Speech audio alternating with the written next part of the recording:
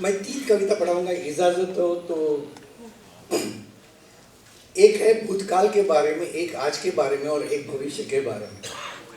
तो पहली कविता है और आप इस तरह से उसे सुनिए जैसे कि मेरे पिताजी के संवेदना से वो उभर आई है, क्योंकि जिंदगी भर मैं यही विचार करता हूँ कि उनकी संवेदना ही मेरी विरासत है और उसी के मुताबिक मैं विचार करता हूँ। तो पहली कविता है, आज मैं पहली बार महसूस कर रहा हूँ कि मैं हिंदू हूँ, इसलिए मैं याद कर रहा हूँ तुम्हें आबिद। तुम्हें याद कर रहा हूँ लेकिन महसूस नहीं कर सकता, इसलिए आज पहली बार मैं महसूस कर रहा हूँ दूरी माँ से, भारत माँ से। मैं तुम्हें छोड़ आया कई साल पहले, आज तुम छोड़ गई मुझे।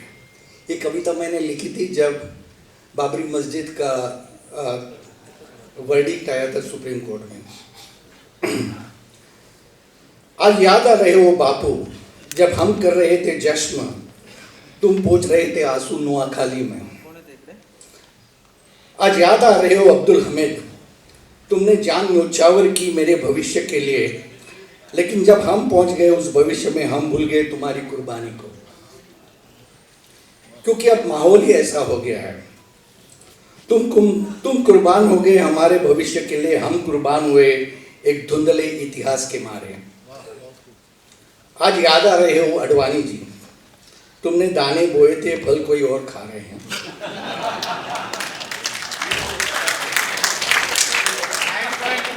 आज याद आ रहे हैं मेरे पिताजी कि तुम्हारे सपने सपने ही रह गए, अपने पराये हो गए।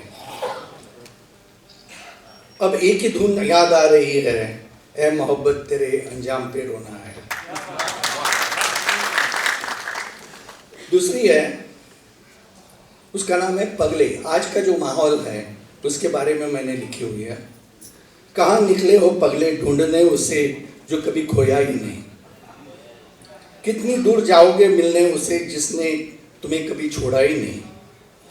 किस आकार में पहचानोगे उसे जो खुद निराकार हो। क्या मंदिरों की घंटियां पुजारियों के मंत्र घोष जगाएंगे तुम्हारी आत्मा।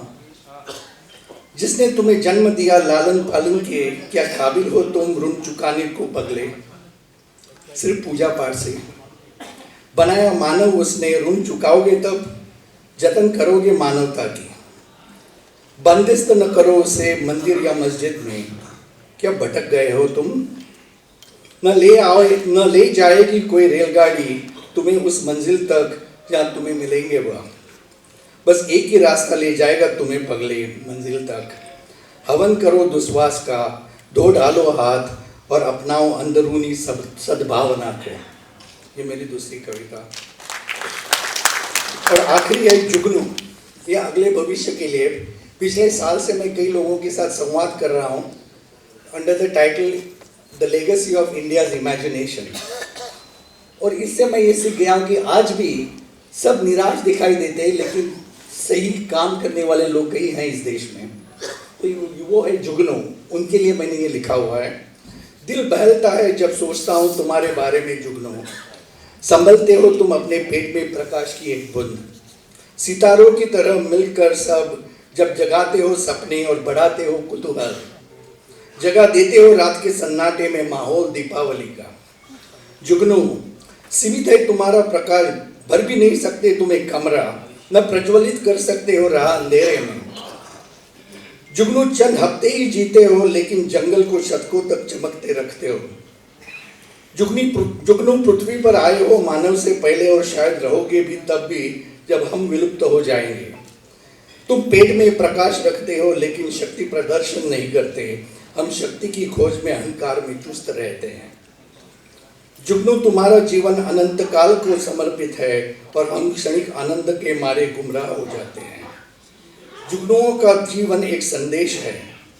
प्रबुद्ध आत्मा जुटकर आनंद का माहौल बनाते हैं। छोटापन या छोटा सा जीवन उन्हें रोक नहीं सकता। जुगनू जुट कर प्रेरित करते हैं। नई रोशनी, नई चेतना, नई कल्पनाएं और नया हौसला। ये मेरी श्रद्धांजलि मेरे पिताजी।